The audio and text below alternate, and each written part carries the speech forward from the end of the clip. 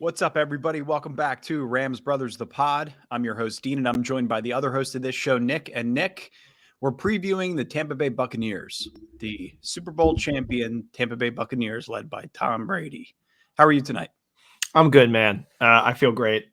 We are going into another playoff game with this team. I haven't felt better about this team than I do right now. Throughout the entire season. Throughout the whole season, I haven't felt better about them until this very moment. And what a time to actually get the ball rolling. You know what I mean? I don't even know this guy. Who is this guy? Playoffs is all about momentum, baby. And we got it right now. We have it. It's all about momentum. It's all about catching a team at the right time. It's about, potentially a right tackle being injured or somebody in the secondary being banged up or a veteran not being able to be 100% or full go. Little intricate details that we're going to be able to pick throughout the duration of this podcast tonight. We're going to obviously go back to a little bit of a flashback in week 3, if that's cool with you, Nick. Yeah. You know what? That's funny because that's the one game this whole season I wasn't able to watch because I was working during that game. The one Sunday we had to work on Grays, and I was just updating it on my phone, and then I had to go back and watch the game as you do. But I just remember thinking that we were better than them at that point. Yep. And right now, there's always a target on the back of the previous Super Bowl winner. I don't think this team is as good as they lead on. The fact that they're at home is the only reason why they're getting points. I think if the Rams were at home, the spread would be Rams more like -4.5 or -5. But because it's in Tampa, it's Tampa -2. But that -2.5 line, that tells you a lot.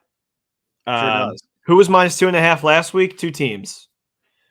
And one of them won, and it was it was San Fran over the Cowboys. But either way, you have to like our odds going into this week. I'm stoked. I'll tell you what, I'm glad you're stoked. You're repping Bobby Trees. For those who are not watching on YouTube, I hope you guys have a chance to switch over to YouTube and give us a like, subscribe, whatever you got to do. But Nikki's smash that like button, hammer that smash. I don't know. I wish we had some kind of indicator or a bell, but I don't even know how to do that.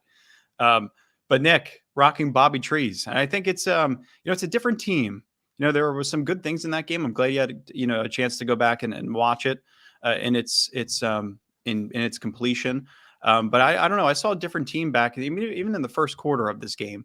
When you look back offensively, they weren't as patient as they were early on you compare it to the Arizona Cardinals game, right? The wild card round, right? Often in the shotgun, you saw him take early shots on to Deshaun Jackson, right? On defense, you saw Jalen Ramsey blitzing. He wasn't traveling with Mike Evans, and it felt like he was kind of out of position in big moments all throughout this game. So a little bit of a different identity for the Rams going into this game. You feel like defensively, they're starting to put things together. They're generating natural pressure with 4 rushers. They're calling blitzes at the right time. The middle of the field is being defended a little bit better week to week. So, all things that Tom Brady has the ability to pick on.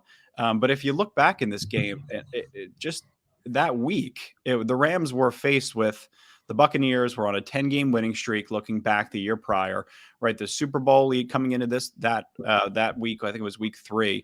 They had beaten the Cowboys in week 1. I'm not sure who they beat in week 2, but they were, of course, 10-game winning streak. So there was a lot of pressure on the Rams who were hosting them in this game. And they came out 34 to 24. I think the game was 34-17, and in garbage time, the Tampa Bay Buccaneers came out and scored. But Tom Brady in SoFi Stadium, they won the coin toss, for those who are curious in this game. But they were missing Sean Murphy, Bunting, Jason Pierre-Paul, and Antonio Brown, who they will also be missing in this game, and the whole NFL will be missing. But among on the flip side, you talk about the Rams in this game. They didn't have Henderson, they didn't have Cam Akers. We had Sony Michel and Jake Funk leading the backfield, and we're still able to get the job done.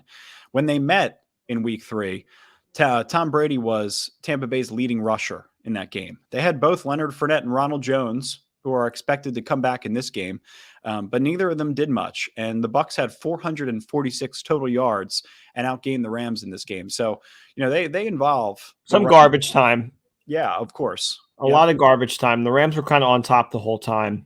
But when I went back and I watched that game, it was the stalling early on offense that has been the one consistent in this Rams team. Yeah. It's the scripted drives, it's the momentum, and it takes them a while to get going. But when they get going, in this Right. game specifically, when they got going, they scored on 6 consecutive possessions. That's amazing. It was the first time in Sean McVay's history as a head coach that he had ever accomplished that. So you're going to look for the same things in this game, right? If they can score consecutively on possessions, you're going to be in the money for a majority of this game. Donald actually had, if you go back watch the play, AD had a strip sack on Tom Brady. I mean, it just seems like his dream situation is to bring Tom Brady down and to get a strip sack and to do anything he possibly can to get his hands on Tom Brady and bring him down. The incredible strip sack that he had in this game was actually recovered by Gio Bernard and went for a first down. So the play was overlooked, but the pressure that Donald was able to get, the ability to wreak havoc in the backfield consistently, Donald was all there in that game. So, I mean, I have consistency even on in this game. They weren't as strong in terms of rushing the passer. I think the pressure rate was on the lower end, but still, they weren't getting to him because he was getting the ball out. But I have faith in the pass rush. I mean, you've seen week to week the improvements. They've been disguising the blitz. They've been, dropping, pass rushers into coverage. They've been bringing some of their linebackers up. You've seen an improvement with Traven Howard. Ernest Jones could be coming back this week. So there's all stuff within that. And that's not even mentioning Matthew Stafford, who completed 27 of 38 passes in this game. He said afterward, I mean, we threw the ball underneath today. We threw screens. We threw it over the top. We ran the ball. We ran play action. We did a little bit of everything.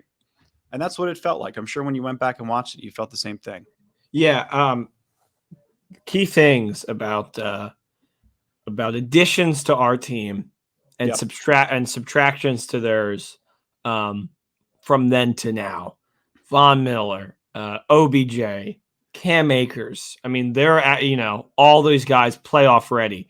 And yeah, they have playoff Tom Brady, but it's not guarantee. The guy has 6 Super Bowls. He's been in the playoffs like almost throughout his entire career, right? Right. So I'm hoping we get this game. Like I'm hoping in the back of my mind, I have this like inkling of that Tennessee game when it was AFC wild card 2000, like after they beat us in the Super Bowl 2019. Yep. Weird. I was going to bring that game up. Yeah, that's how I'm feeling, like a good defensive effort on our part and just kind of like beating them like over the top. The only thing I worry about is our pass defense. I think it ranks right now 26th. And, their passing offense is rather high. They have some guys missing. If you can control Gronk, I think that'll be the key because obviously they'll be controlling Godwin. Yeah, I mean, it's if you get Ramsey on Godwin, I think you're, I know it's not that simple, but no Godwin in this game. Godwin's out. Oh, Evans, right? Evans, right? Yeah, that's what I meant. Yeah, that's another subtraction. But it's the additions on our side versus the subtractions on theirs, which leads me to believe that even with 2 healthy teams, I think we stand a shot. But that's what really is pushing me over the edge of we have a real chance to steal this one and go into either Green Bay or home next week. Yeah, it's a different. Yeah. I just feel like it's completely different. I mean, you could look back all you want, but I mean, additions, subtractions, personnel. Winning in crunch time, the moment, you take all those things in consideration, it's drastically different. So we'll transition over to the preview. I'm not going to sit here, Nick, and talk about Tom Brady's greatness tonight. I refuse. I'm going to sit here and I'm going to talk through why I think we could beat him and we could end him. I mean, you can talk about his legacy all you want. I had this revelation back in 2018. I'll take you back for a second. The headspace I was in. The Rams, obviously, Tom Brady's dynasty with the Patriots all began against the Rams back in 2001. The revelation that I had the night before the Super Bowl was, we're gonna beat Tom Brady in Atlanta. We're gonna defeat him in the Super Bowl. We're gonna end his career. There's gonna be decisions he's gonna have to make, whether he's gonna have to come back, if he's gonna retire, and that's the where I thought we were going to go with our friend. I thought the Rams could potentially take over as a dynasty. Jared Goff in the conversation of a top 5 quarterback. Todd Gurley stays healthy. All these hypotheticals. The same way that I'm sure the 2001 Rams fans felt when that game ended. The hypotheticals. The Rams came back the next year. They were 0-6. Right, with Kurt Warner. Kurt Warner talks about that all the time. They came back with the exact same squad, the same way that the Tampa Bay Buccaneers came back this year, despite the fact that they won the game. They won the Super Bowl, and things were just different. And there's just been opportunities in history for the Rams to become that dynasty, and the Patriots and Tom Brady have taken that over. So I want this to be a game where we can figure out a way to end him. At least at the very least, if he comes back another year, another 2, 3, 4 years, we can end him this season. And I don't know what's going to happen after that. But you put him in a terrible headspace and you get knocked out in the divisional round when you think you have everything lined up to go win back-to-back Super Bowls and cement yourself as the greatest athlete of all time, although he may already be in that category. That's all the props I'll give him. Go ahead. What I just don't like that you brought up that magical 2018 season. I'm sorry. Just because, I mean, we bring it up all the time on the show. It's got to be motivation. That's all I said it for. Yeah, I just 3 years ago today, they were able to take down the Saints, that Ram team, and I'm getting Snapchat memories, and I'm seeing it all over Twitter, and I'm just like, man, that team should have won that Super Bowl. It's so difficult to not cap that off the right way. I mean, that was such a great game. But yeah, I think playoff Brady should be respected, not feared. I think Stafford said something along those lines. And speaking of Stafford, what a display last week. Absolutely so clutch. Like every narrative is out there. You got me, you got so many countless others. Never won a playoff game. Now Ryan Leaf is in that category now. Kurt Warner, Ryan Leaf, all these people saying this guy can't do it. And I'm one of them. And for you to I do think they did a good job of making him not play hero ball, but he completed the passes that he needed to complete. They did a great job with the run game. He held on to the ball when he needed to hold on to it, and he took the right sacks, or he threw it out of bounds when he needed to. And I like those things are very important. So if you can, I have faith in him right now to win in enemy territory this week, and not play mistake football, and that we know he's capable of. Yep. He just can kind of go into these wormholes where he throws these picks. And you know what? Like, one pick's not going to ruin a game. A pick six could completely alter momentum and everything. But if he can stay calm, collected, show me a little, Jared Goff on the sidelines where he's just like, after throwing the pick, kind of just immediately have the exact same expression and get right back out there the next drive. Look, we beat this Tampa team with way less last year. So I think that they, I'm going to keep saying it. They have a real shot. They do. They have a real shot. I'm going to give you. They have a chance to be in this in the NFC Championship. They have a chance to represent the NFC. Yep. I just don't think the story ends here with this team. I really don't. I think they're better than that. And I think they know that. I love it. I'm feeling it. Matthew Stafford was surgical in that game. If you go back to week 3, I'm going to show a quick video real quick. This is you having some gumbo after the NFC Championship 3 years ago. Exactly. That's what it's all about. You get back to the NFC Championship, you get to have those same kind of memories, and that's got to be the motivation that you have. And I'm glad you're supporting Matthew Stafford now in the situation that we're in, because if you look back multiple times throughout the season, he has flashed. He could potentially be, when everything is going well, when McVay is managing him properly, the run game's going correctly, he's a top 3 quarterback. Well, look, I don't think I'll ever lead them as far as they want to go. I don't know if I disagree with that. I think I can name 3 quarterbacks right now that are better than him in the AFC alone. We'll table that for a different discussion. Yeah, that's not really important. He doesn't need to be a top 3 quarterback. I don't think I'm ever going to go back to just the amount of kind of, not really disrespect, but the animosity in my voice when I talked about him. Because one of the big things was I was like, you have to at least win a playoff game. Yeah, you still got to win this one too. Yeah, exactly. Like, I won't go back to, God, Goff is better. I mean, I don't think I ever really said that, but the generalization of what people Sure. take away from what I was saying. You still need to win this game, and you still have to be like a fighter continuing on. Yeah. Like you can't go out there and blow it. Even though right now I think our defense can get on the field and like pick you up when you're down if you are blowing it, which is very important. I have faith in all phases. I do. Right now, even like I cannot give enough respect to what Von Miller, Greg Gaines, Aaron Donald, and then almost Jalen Ramsey, of course, too, but Nick Scott, Johnny Hecker, just like all of these captains. I know Scott's not a captain, but all these guys that are put in big situations and are stepping up. It's hard not to be excited. It really is, and I just think they really like. I'm telling everybody, like, I think they win. Like, it's definitely going to be one of my picks this week. Yeah. I love it. Well, I'm going to give you some more reasons why you should stay optimistic. And all Rams fans, really. The Rams have won outright in both games where they've closed as underdogs prior to the game starting. I'm going to assume those games were the Bucs and the Cardinals. I could be wrong. Wait, say that again.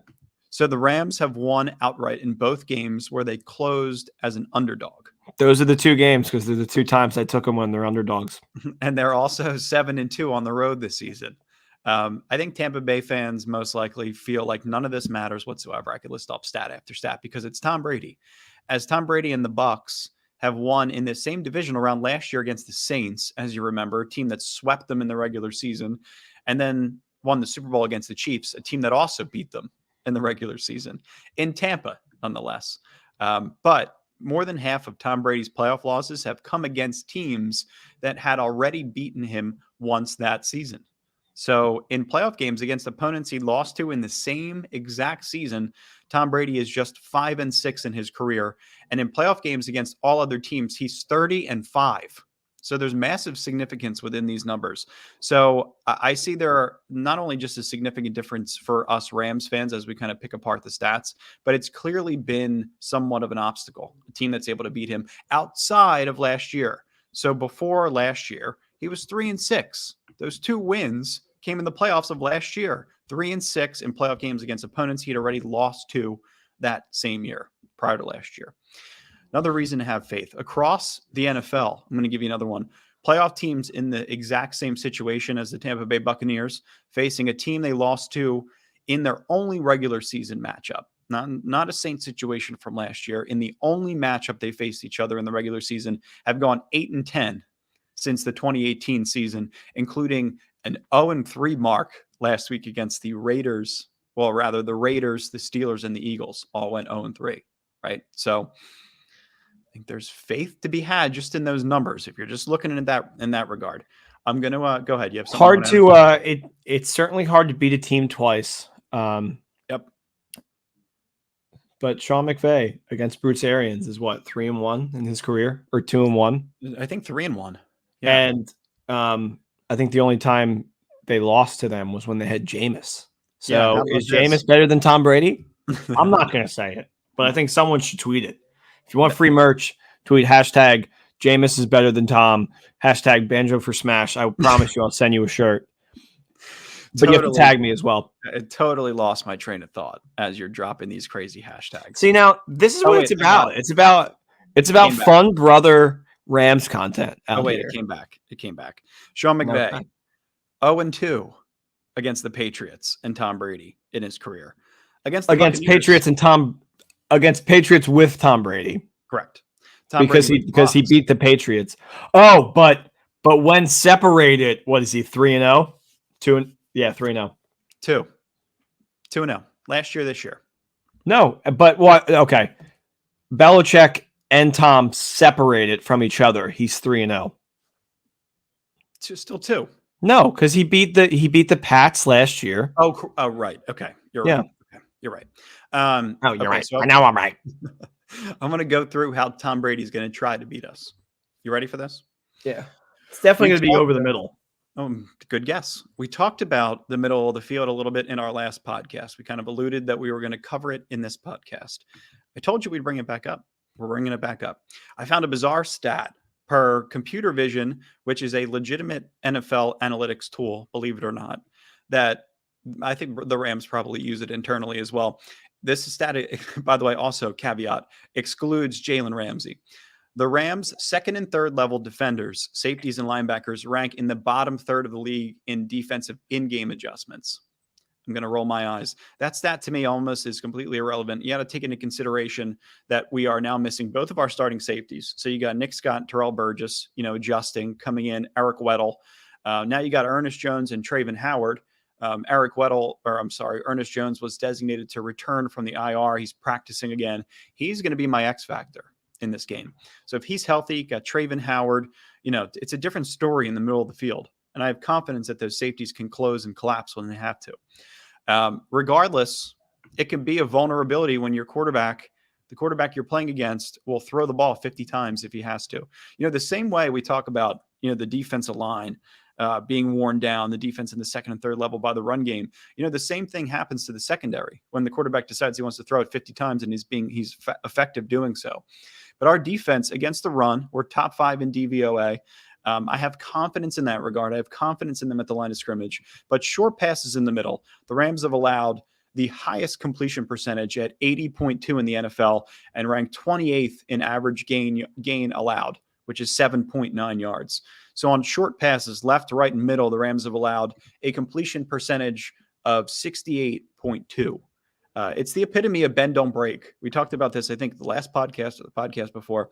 The bend, don't break defense works really well when they disguise coverage, when they disguise their pass rush, when they drop pass rushers into coverage, when they confuse the shit out of the quarterback, when you got the quarterback seeing ghosts, when you have to be dependent, or when you can be dependent on getting to Brady consistently while rushing 4 pass rushers, whether it's Gaines, it's Donald, it's Floyd, it's Vaughn, or you get the two reserves in Obo, or you get Hollins, right? Or you get Marquise Copeland, or you get Ashawn Robinson, right? Whatever kind of combination, if you can get there with 4, you're going to be fine. And then you got to be dependent on Raheem Morris bringing the pressure at the right time.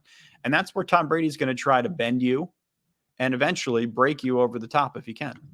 Yeah, and we all know that this is a man that is plenty capable of that. I mean, we've seen it in our careers as Rams fans. Yep. It's just I trust our guys against him, and I like the lack of help he has right now. You know what I mean? Like, that's what, like, not to say that Antonio Brown is like a good or a bad guy. He's kind of like ambiguous, I would say. But there's a reason why he hasn't been on the team. Tom Brady's the only one that can kind of really hold him down, and he wasn't able to do it for long enough. And now he's out there, bad mojo. And as much as we love Tom Brady, I tweeted this out. It got no love, but I thought it was a really good tweet. Bruce Arians is the Ty Lue of the NFL, where, LeBron can beat you when he had Ty Lue as his coach because he's LeBron and he's essentially coaching the entire team. But down the stretch, that's going to affect you. Like, you're like, not having a coach game plan is not easy. At least not having one you trust. And you can't truly convince me that Tom Brady walks in the room with Bruce Arians and doesn't say, "I know more than you." Oh no, I'll never try to convince you of that. Yeah, because I don't think it's true. So if we can see a little emotional breakdown on the sidelines, like maybe because Bruce is clearly at like his boiling point. The man wakes up pink and red no matter what. So if we can get him mad early, some blown coverages, Stafford deep ball, something like that, then I think the entire game plan can just be completely opened up. And I trust McVay way over him. I did this with Ryan, and like, it's not always necessarily true, but you can just line up 2 quarterbacks usually, and you pick the better one, and that one has a really good chance of winning. And last week, I was leaning towards Kyler. I mean, obviously, I think our team had more talent, and that's why I ultimately picked the Rams. But I think you have to put everything into consideration, and coach like Brady and Arians or Stafford and McVay today. You cannot convince me that I'd rather have Brady and Arians. I'd rather have Stafford and McVay. Yeah, I mean, Pepto-Bismol Bruce is no Bill Belichick. They're not the same guy, and I don't think Bruce Arians is on the same level as Sean McVay, despite the fact that he has a Super Bowl championship. I mean, it's a different story. He has a Super Bowl championship like how Brock Osweiler has a Super Bowl championship. Is that true? Yeah. Brock Osweiler? He won a playoff game. He won a playoff game with Von Miller. How about you name me a good actor that has an Oscar, or a bad actor that has an Oscar, rather? That's hard. Or a well-known actor that has an Oscar that most people don't really like. Hard question to answer on the spot. Taron Killam did it. Adrian Brody? Yeah, sure. I'll take that. I don't know. Maybe some would disagree. Hard question on the spot. But I mean, sorry, I'm not Taron Killam, Dean. Jeez. For those who listen to that podcast, asked Taron an SNL question on the spot. He drew these comparisons like within the second. It was very impressive. That was my favorite podcast. Yeah, it was great. It was. He's the best. But in terms of similarities, right? Bill Belichick, I'm going to talk about him for one more second. He always compared Jimmy G to Tom Brady in the sense of an evaluation, in the sense of smarts, in the sense of ability to throw the ball really quickly, get it out of your hand, make smart decisions fast. Brady's average time to throw the ball this year, 2.48 seconds, is the fastest in the next-gen era, and trails only Ben Roethlisberger. It's Tom Brady's fastest in the next-gen era, and only trailed Big Ben among all quarterbacks this season. Last week against the Eagles, Brady had a 2.17 second time to throw, which is the fastest ever recorded in the next-gen stats era. So reminiscent of the Jimmy G game where San Francisco was kind of tearing us apart a little bit. And Jimmy G set his own record. This is how he negates the pass rush, right? This is what he likes to do. With the Rams ranked first in pressure rate, right? That's all great and gravy. Even one of the most fierce pass rushes is not going to be able to get to a quarterback in 2.7 seconds consistently. And I talked about this earlier on in the podcast. In their week 3 matchup, the Rams only got to Brady on 17.2% of their dropbacks. So I think I was right. Their third lowest rate of the entire season, still won the game by 10 points. And that's before Von Miller, Nick, as you mentioned. It's before the Bucs O-line got hit with injuries, right? Tristan Wirfs, not Scott Wells. Who's their Benson, I think, is their center. Hold on. Let me look that up. Jensen is their center. He's hurt. Scott Jensen? Help me, guys. I don't know. Regardless, I have no idea. I'm more for Zing and Pep. Not a household name. Regardless, the 7-time champ leads the NFL with 24 touchdowns on quick passes, as the NFL or Next Gen Stats defines quick passes. And no team has allowed more passing yards on quick passes than your Los Angeles Rams. And, by the way, Troy Reeder will be your signal caller again in this game. He will be wearing the green dot. So carryover from the week prior. I had confidence in him diagnosing things at the line of scrimmage, but I have to say, a disengaged Kyler, a rattled Kyler is different from a motivated Tom Brady in the divisional round. So a different kind of diagnosis. You have to be able to make pre-snap, post-snap, during the play. It's a different game with the greatest of all time. So something to monitor, of course. But I think how you negate that, right? I think it's well-timed blitzes. And if you could generate natural pressure with 4, you can get your hands up at the line of scrimmage. They're going to try to beat you with short passes. You can collapse, play press man. Have Jalen Ramsey rotate from Gronk to Mike Evans, and then, have some Traven Howard shadow him, and have Ernest Jones shadow Tom Brady and the running back out of the backfield who's constantly a pass catcher. I think they're going to come up with a really good game plan in this game. I do. I've not only talked myself into it, I just have faith in the actual personnel that this team has. I really do. And I mean, just straight up, I just trust in Cam Akers and Sonny Michel together. Yeah. Speaking of 2018, just Gurley and CJ Anderson. CJ Anderson was like my favorite player in those games, especially in that Cowboys game, man. I'm going to give you a hot take. Can I give you one real quick, and we'll go right back. Cam is Gurley and Sony is CJ? No? I think they're better. I think right now those two coming into this game are better than Gurley and CJ Anderson were. Well, divisional round. You have a fresh set of wheels from Cam, and then you have the bowling ball Sony. Yeah. So, I mean, we saw in that Saints game that Todd Gurley, and in the Super Bowl, that Todd Gurley just really wasn't Todd Gurley. I mean, he had that Gurley had the one run in the Super Bowl that got called back. Yeah. That was it. Killed me. But I mean, Cam Akers and Sony Michel, him being fresh, Cam Akers being fresh, I think Sony Michel, CJ Anderson was awesome. Don't get me wrong. I'm not going to discredit Sony or CJ Anderson rather, but Sony Michel, I think in the right situation, you saw how explosive he could be. You saw how explosive he was to start the game against Arizona. I don't know. I have faith in him. I just think he's sure-handed. He's played the whole season with the Rams. He's won a Super Bowl. I know CJ Anderson did as well, so I think there's some comparisons to draw.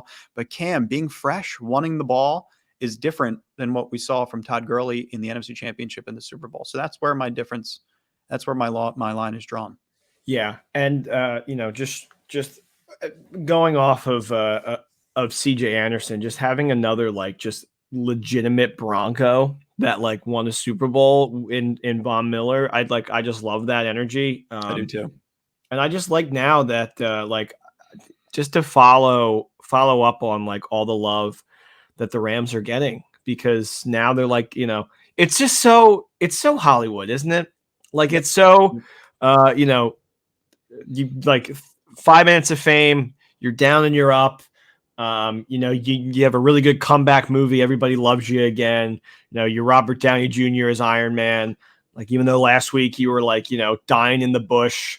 And it's kind of beautiful. It's a roller coaster. So it's really emotional as a fan to have that magnifying glass on this. But you know what? Back in 2018 and prior to that, like, I just remember watching these sports shows and just being like, can you please talk about the Rams, guys? Like, yep. Please, like, I just want, I want to listen to something that, I mean, that's part of the reasons why we started what we're doing, is because there was there was nothing on the Rams. It was like very much like a disassociated franchise, and they had just moved to LA. They were like super exciting, new quarterback. So like, I'm happy to be in the position that we're in, win, lose, or draw. But I think they're just so capable of winning, and I think they're capable of winning by a lot. Like, I saw a line that I really liked. It was like Rams -9 plus 420, and I was like, do I do it? You know what I mean? Like, yeah. I feel like the stakes should be higher, but if they win, I feel like they win well. I do, yeah. Yeah. Well, I don't know. I mean, I don't know. I still have my concerns with Stafford. I'd like, if he throws a pick, I'm going to feel very disheartening, because I think there will probably be most likely another pick or two. But yep. Well, I mean, you got to be able to trust the defense first and foremost. Right? Exactly. Yeah. Like, if they're going to try to get physical, like, that's another thing that Tom Brady might say, because he's going to be the coach in this game essentially, right? So if they fall behind, right, the Rams were down 17, or the Rams were up 17-3 in that game against San Francisco in the last week of the season. And they came out and they controlled the clock and they ran the ball. So I don't know if that's going to be something that Tom Brady, if the Rams are up 14 points, God willing, the first half, I don't know if that's something Tom Brady's going to come out with in the second half, or I don't know if that's going to be something that they try to establish early on. But right now you got Keyshawn Vaughn and Gio Bernard and Leonard Fournette and Ronald Jones. You got all four of these guys that, I mean, Gio Bernard, Leonard Fournette, and Ronald Jones, those are like the definition of like a one-year contract veteran, may play with one other team. I haven't even really heard of Keyshawn Vaughn. So, I mean, you got four guys. I could imagine the veterans are all going to want touches, right? So I don't know if they're going to be pass catchers, or if they're going to try to, beat us on the ground and just try to out physical us. But I think they're going to try to do a little bit of both. And there may be an issue, because Gio Bernard, even against the Rams in week 3, looked good. He looked good last week in the playoffs against the Eagles. Keyshawn Vaughn did as well. I think they carried the ball for over 100 yards. I mean, Fournette and Ronald Jones, you throw them both into the mix, and there may be some kind of identity crisis out of the backfield. We'll see. Something to monitor. Can we summon Terrell Lewis for one play just to take out Gronk? Do you remember that hit he had on Gronk? He's been since. I mean, I'm not rooting for anybody to go down or anything like that, but no. I want a good game. I don't think they announced what our jerseys are, just to kind of switch topics real fast. We got blue tops. We got Cooper Cup blue tops. Probably blue tops. I mean, because the Tampa's wearing white. Blue and bone, I think. I like that. That would be my guess. I mean, that's what we're rocking right now. So yeah, blue and bone. Yeah, I think they went all bone when they won in LA against Tampa. Yeah. I believe. But Yeah. yeah, Well, do you want to do next picks or you got more you got to say? yeah. No, there's just a little tiny bit more. I think when Go we ahead. talk about the offense, I'll just talk real quickly. Um, Oh, take forever. Come on no, with no, the no. order. We want to get Come to on, next no. picks. We want to make some money. These I know people we are got. hungry. I know we got Knicks picks. I mean, when I look at Tampa Bay's secondary, right, I look at players like Davis, Winfield Jr. having to cover the slot if they're going to be able to rotate Cooper Kupp. Remember how we talked about Cooper Kupp, rotating from the tight end 2 slot to the wide receiver 1 slot into the backfield. Winfield Jr. is going to be their best coverage guy. If he's all out of whack, if Jameel Dean is out of whack, if they can kind of rotate Odell Beckham Jr., he's running crossers around the middle of the field. There are safeties, Whitehead and Edwards are both solid, but I mean, Devin White in the middle, if he's banged up, you still got Shaq Barrett coming around the edge. You got Jason Pierre-Paul with 4 fingers, or I don't even know how many he has left at this point. Ndamukong Suh, right? So, I mean, there's as much as we feel like we want to win, they have some talent on this defense. I just feel like it's all about the matchups, and I think the Rams have learned that the hard way. And I think that there are significant matchups when you look at, being able to move around Cooper Kupp and Odell Beckham Jr. and Tyler Higbee and Cam Akers now as a pass catcher. I think they're going to be able to do some things in the passing game, and it won't be as heavily focused because obviously Tampa Bay is a little bit better at defending the run. It's not going to be 38 run plays to 17 pass plays. I think it'll be more balanced in terms of pass and rush, but there's some matchups. I have faith. That's all I have to say. I think Tampa will play panic if they go down early, and I think the Rams would have to be able to capitalize on that. Cool. I agree. That's all I got. We can do next picks. Yeah, let's do it. All right, welcome back, everybody. Next picks. We're really close to having like a true positive week. We ended up pushing Ben Roethlisberger. We took Ben Roethlisberger over 215.5. He ends exactly with 215. That hurts. No matter how you look at it, that's going to hurt you. But you gotta take that and you gotta run into the next week. We're gonna stay off of player props and go back to an OG Knicks picks. There we go. And OG Knicks picks means a little money line. And the first one, and this line's been moving all over the place. I saw it at 125. Now it's at 115. But we're going to go Rams money line plus 115. The fact that it's moving, well, 62% of the money is on the Rams, but you know what? 62% of the money was on the San Francisco 49ers last week at plus 2.5. Whew. I don't care. Public money, who cares? People trust us, and they should. We looked really good last week. The defense looked amazing. Last year, when we were in this situation and we played Green Bay, we had a hurt Aaron Donald with a different quarterback. And we had a harder, tougher opponent. I think the Rams have a real chance to have a big upset here. I'm taking Rams money line as a play, and then my second play is going to be Rams -4. Wow. Because I think they win well. And I really like that. And 2 of my plays are Rams related. I don't care. It's Rams Brothers the pod. Get over it. Okay. And then I have one more play, and then I'm going to hand it off to Dean to give us Dean's locks. Tennessee Titans -170 money line. Okay.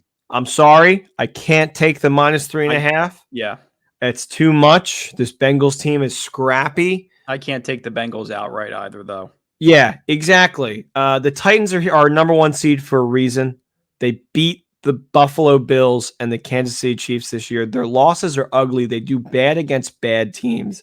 And while I think the Bengals are maybe the worst team left, you could make an argument that San Francisco is, even though they just match up well against the Rams and the Packers. I think the Titans are a legitimate beast not to be messed with. The game's in Tennessee, and they're a 1 seed, and they're -170. Yep. Like, you have to take that into consideration. The other 1 seed, Green Bay Packers, are -235. When was the last time a 1 seed got bounced in the playoffs? I'll tell you when it was. It was actually the Titans in 2008 against the Baltimore Ravens. In the divisional round? Mm-hmm. Last time 1 seed got bounced? Mm-hmm. So history is not on their side. I don't care about that. I think this Titans team could very well be the representative of the AFC. especially if you get King Henry back, which he's going to play. I actually think the bye hurts them. Yeah, you see the Bills, you see the Chiefs.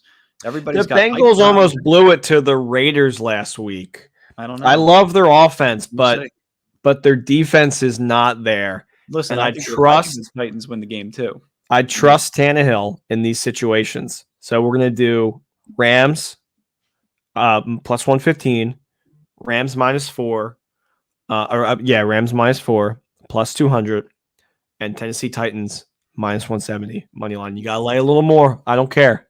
Okay. Listen to Nick's picks. We had an amazing year. Such a good year. Ben Roethlisberger ruined a great week last week. Sorry. Because the Chiefs couldn't let Ben end with a touchdown pass. Come on, Kansas Stay away from the Steelers from the beginning of the season. I said, stay away from the Steelers. Yeah, but I made a lot of money. I only picked them when they won. So good. Yeah, no, I'm not the gambling expert on this podcast at all. You want to know my lock? Yeah, give me Dean's lock. Packers Chiefs parlay money line. Both teams will lose because I placed the bet. Yeah, I don't like that. You against the Chiefs? I'm not. That is the stay away of the year because one thing that I'm a big narratives guy, and I know people in like our situation are like, "Well, narratives are stupid. We don't follow narratives." I like them. I think they're fun. I'm a very cinematic, charismatic man. I work in TV and film. I love good stories, and I love Stephon Diggs staying on the field. Celebrate or like watching the Chiefs celebrate the AFC Championship last year, and just arms folded, watching the entire thing because he thought that should have been them, and maybe it should have been. But Kansas City outplayed them, and Kansas City, they have the potential to outplay them, but why not run with a little underdog, Billy? I'll tell you what, I would love to see the Bucs and the Chiefs both go down this weekend.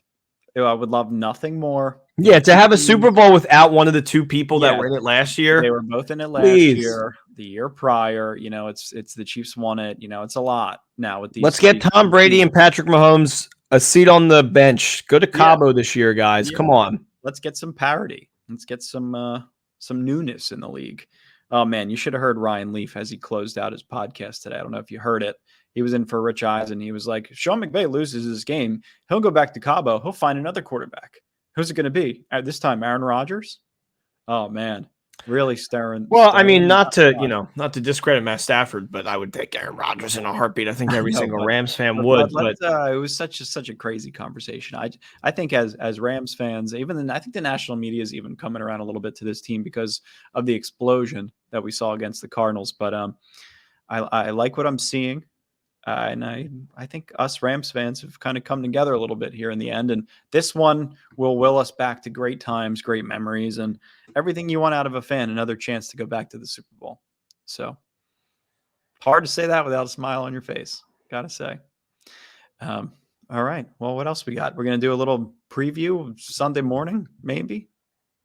Maybe. Maybe you and Ryan do one together because I did one last week. Yeah, I don't know. I'm kind of tired. One, it was just your idea. I have a guest this weekend. And Dean's like, oh, maybe we do a little preview Sunday morning. Why don't you do a little preview? I did one last week. I'm messing with you guys. I'm messing with you. I remember you and Ryan, you were texting me, oh, you want to do a little preview? I'm like, I'm freaking tired. Yeah, Dean's exact text. I'm going to enjoy this day as a fan. No, I had to listen. No, I mean, you probably had real adult stuff you had to do. I was so ready to be the opposite of the person I was when we did the podcast, and I was like, I don't trust this team because I really don't. But then I listened back to our podcast, and I always convince myself before kickoff they have a chance because that's what a fan does. And I was ready to go on and be like, hey, these guys really got a shot. I was tempered. I was temperamental. But now all of us have every reason not to be. And you know what? Run this episode back. It may be the most I've talked in an episode ever. I don't care. It's a good epi. Yeah, for sure. I agree. I like to hear optimistic Nick. I think other people do too. This was the way that you used to be. Till they broke you. My heart was broken, my heart was shattered, and then they tossed aside the guy that was the only reason I was like at the point in the fandom that I was, where I was like, we can do this, we have this. But now, they're really showing us Yep. legitimate reasons. And hey, I'm a harsh critic. You know what I mean? Cinematics or cinema you're media studies, critical you're studies. you're Rotten Tomatoes sometimes. Yeah, I'm a Rotten Tomato. Sometimes I throw a Rotten Tomato at you. You got to be able to take it, That's for sure. All right. Well, game's coming up. Tweet us. I think Nick's not going to hashtag or a giveaway or something within this episode. So make sure you tweet us that. Like, subscribe, comment, all that good shit. Love you guys. Hang in there. Go Rams. Go Rams, baby. Horns up. Peace. Take it easy.